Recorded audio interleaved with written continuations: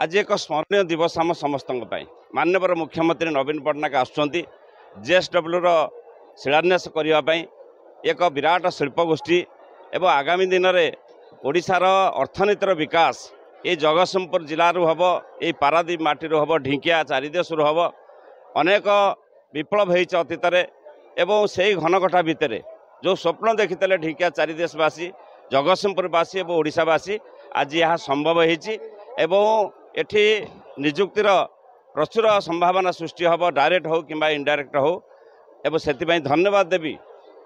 आमर प्रिय मुख्यमंत्री नवीन पट्टनायक जहाँ प्रचेषार जहाँ आशीर्वाद ये कार्य आज सफल होगापी जा निजुक्ति निश्चित भाव में ये अनेक संभावना सृष्टि हम डायरेक्ट निजुक्ति और इनडायरेक्ट निजुक्ति अनेक हम अर्थनीतिर प्रचुर विकास घटव।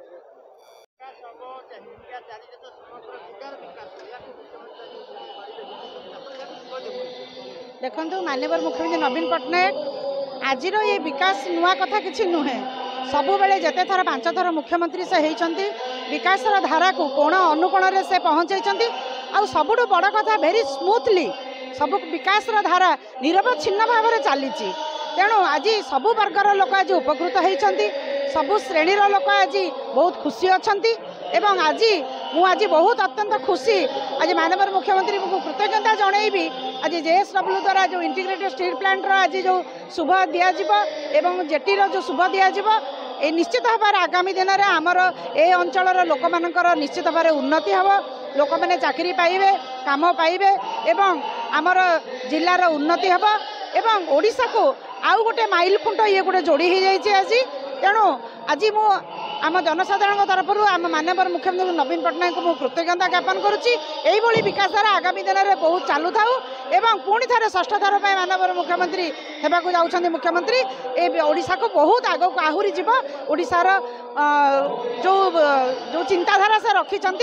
जो तांकर उन्नतिर चिंताधारा शिखर सीमार पहुँचब। धन्यवाद। मु तो सर्वप्रथम कृतज्ञता जनइबी माननीय मुख्यमंत्री श्रीयुक्त नवीन पट्टनायक तांकर जो दीर्घ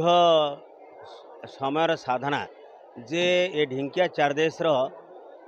अर्थनीति को अभिवृद्धि घटेवा सहित केवल बालिकुदा एरसमा निर्वाचन मंडली नुहे समग्र जिलार अर्थनैतिक अभिवृद्धि घटेवाई अतीत पिता 1962 मसीह जो चिंता करते से चिंता को पुणी दोहराई एवं एठी जिंदल समन्वित जो इस्पात प्रकल्प आज ढिंकिया चारदेशर माटी रे हवा को जाऊँगी एवं से मु ढिंकिया चारदेशर समस्त अधिवासी मानू मो तरफ मो अंचल तरफ मो जिला तरफ कृतज्ञता ज्ञापन करुच्ची कारण तांकर ना ना निश्चित भाव में हम जो पारादीप तैयारी होता से भी अनेक लोग विरोध करुले किंतु विरोधर आज रिजल्ट कौन है पारादीपर विकास घटी ना कि आपण मैंने कहतु आपण मैंने तो समाजर चतुर्थ स्तंभ सेमती गोटे शिल्प प्रतिष्ठा बेले किसी कुचक्री गोष्ठी था जो मैंने विरोध करने विभिन्न कथा तैयारी करती किंतु से तैयारी माने किसी ना जितेबले प्रकल्पटी तैयारी सरिबो तार परवर्ती अवस्था रे निश्चित तार जो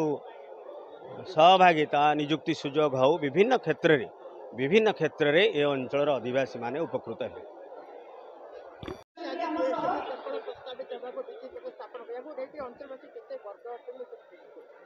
प्रकृत में दीर्घ दिन प्रतीक्षार अंत ही घटी पोस्को गंडोल ठारू आज पर्यंत जेएसडब्ल्यू प्रतिष्ठा पर्यंत प्रकृति में दीर्घ दिन अपेक्षा एवं यह विजु बाबू स्वप्न एवं नवीन बाबू निष्ठा एवं नवीन अपना चेष्टा फल ये कार्य सफल होगा जाऊँगी एवं समस्त एरसमवासी पारादीपवासी खुशी यही एक मेगा प्रकल्प एठारे पुणी स्थापन होगा जाऊँगी।